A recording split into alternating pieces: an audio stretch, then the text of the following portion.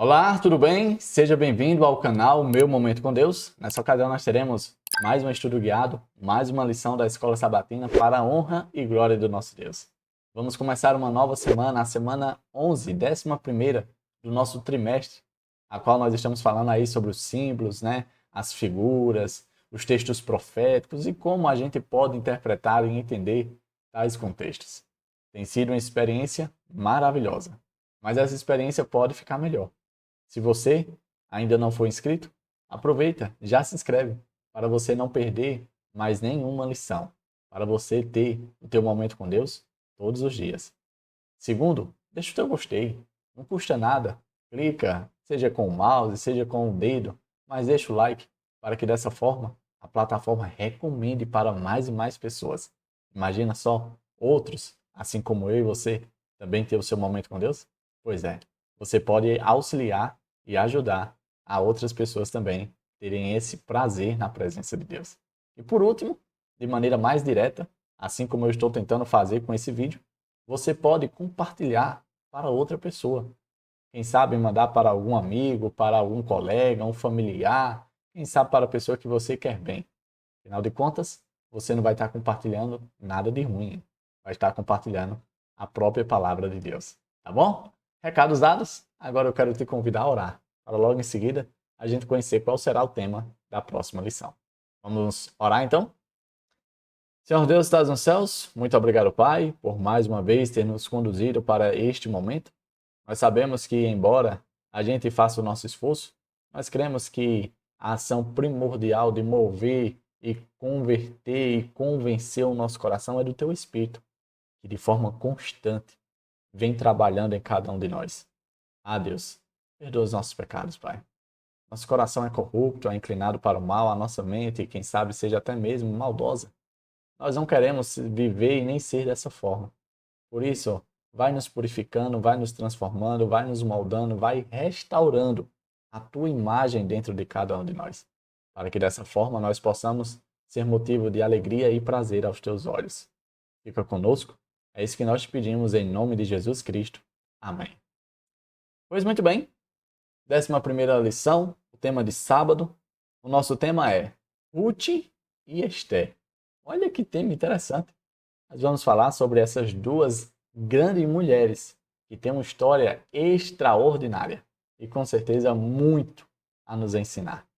Olha aqui o verso para memorizar. Ele está lá no livro de Esther, capítulo 5, verso 2. Diz assim, ó: Quando o rei viu a rainha, Esther parada no pátio, ela alcançou o favor diante dele, e o rei estendeu-lhe o cetro de ouro que tinha na mão.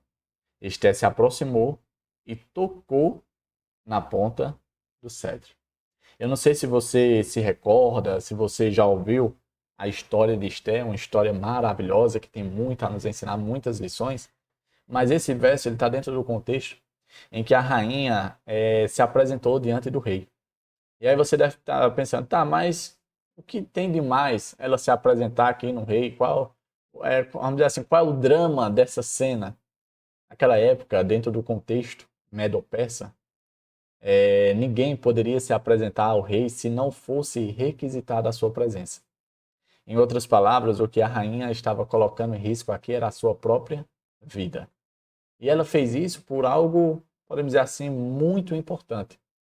Ela fez isso para mediar a salvação do seu povo. O povo de Esther, os judeus, estavam sofrendo ali uma ameaça de morte muito grave, pois o rei, talvez sem saber de toda a informação, tinha assinado um decreto que possibilitava a morte e a aniquilação dos judeus. E aí Esther, depois de jejuar, depois de buscar a presença de Deus, depois de se preparar espiritualmente, porque afinal de contas ela entendeu que aquela situação não era apenas entre dois povos, mas sim era uma guerra espiritual, e por isso ela buscou forças do céu para lidar com essa guerra espiritual. Depois que ela fez todas as medidas, ela fez aquilo que podemos dizer seja uma das coisas primordiais, que é agir. E ela foi e enfrentou, quem sabe, o destino da sua vida. E pelo que a gente viu aqui no verso, o Senhor não apenas moveu o coração do rei, que também era seu marido, mas também fez com que houvesse misericórdia para ela. E ela achou graça e mercê diante do rei, a ponto que ele ouviu toda a sua petição. Tá certo? Isso foi apenas uma breve introdução do que provavelmente a gente vai ver durante essa semana. Eu separei aqui outros pontos que trazem, de certo modo, uma luz acerca do que a gente vai ver durante a semana. E o primeiro ponto que eu destaquei é o seguinte: nesta semana, nós continuaremos a explorar histórias que prefiguram os eventos dos últimos dias. Nós vamos dar continuidade ao que nós começamos na semana passada.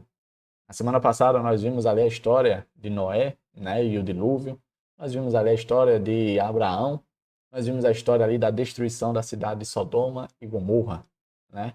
Ou seja, histórias que estão presentes no contexto do Antigo Testamento e que trazem, de certo modo, um brilho, né, uma interpretação mais apurada, mais refinada acerca dos eventos que antecedem a volta de Jesus. E essa semana, pelo que estamos vendo aqui, nós vamos conseguir enxergar e interpretar as palavras proféticas com base, né, com pano de fundo na história dessas duas grandes mulheres, Ruth e Esther. O segundo ponto que eu destaquei é o seguinte: nossa atenção de volta para duas mulheres importantes cujas histórias tocaram o coração de inúmeras gerações, Ruth e Esther. Primeiro, quem era Ruth?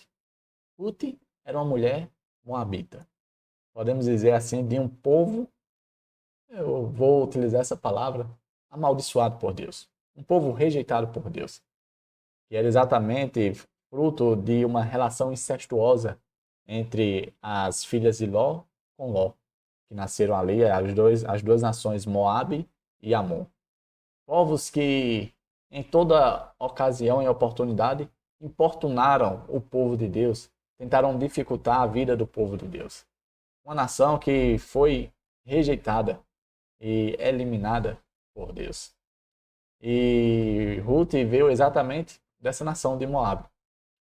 Porém, a história de Ruth, ela tem um tom completamente diferente. Ela fica viúva por ocasião de algumas tragédias e ali, em uma realidade em que a mulher, podemos dizer assim, não tinha tanto valor, ou quem sabe não era tratado de maneira tão adequada como Deus esperava que fosse, Ruth acabou vivendo, na verdade, uma realidade que possivelmente nunca passou pela sua cabeça. Ela se viu amparada, resgatada por um camarada chamado Boaz. E esse Boaz, que era um parente dela distante, a resgatou, a amparou, a amou, casou-se com ela. E dessa relação de Boaz e Ruth, não apenas deu origem ao rei conhecido e, podemos dizer assim, amado por toda a nação israelita, o rei Davi, mas também, por meio dessa relação, nasceu-se ali a linhagem que daria origem ao Rei dos Reis, a pessoa de Jesus Cristo. Partindo para outra mulher, Esther. Esther, podemos dizer assim, uma menina órfã, morando em terra estrangeira, em meio a um povo inimigo, se vê agora em uma situação de ter que representar o seu povo, né? Nós já falamos aqui de forma um pouco mais ampla sobre a história dela, mas um ponto que nós devemos considerar é que Esther, ela estava vivendo, ou quem sabe empurrada, né, para um palco principal do drama que se desenrolou para salvar toda uma nação. Imagina só se Esther se nega a viver os planos de Deus. Imagina só se Esther, quem sabe, tem medo, ou quem sabe, rejeita os planos de Deus. Não apenas a sua vida estaria em jogo, mas a vida de todo um povo.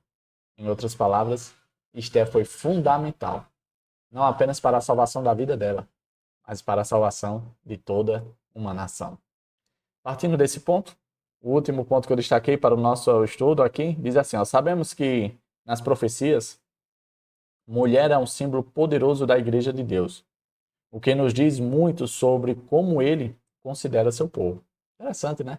Deus se utilizar do símbolo da mulher para representar a sua igreja, o seu povo amado. Vamos examinar os relatos bíblicos dessas duas mulheres, cujas circunstâncias de vida foram imortalizadas na palavra de Deus, e tirar todas as lições que pudermos da experiência delas.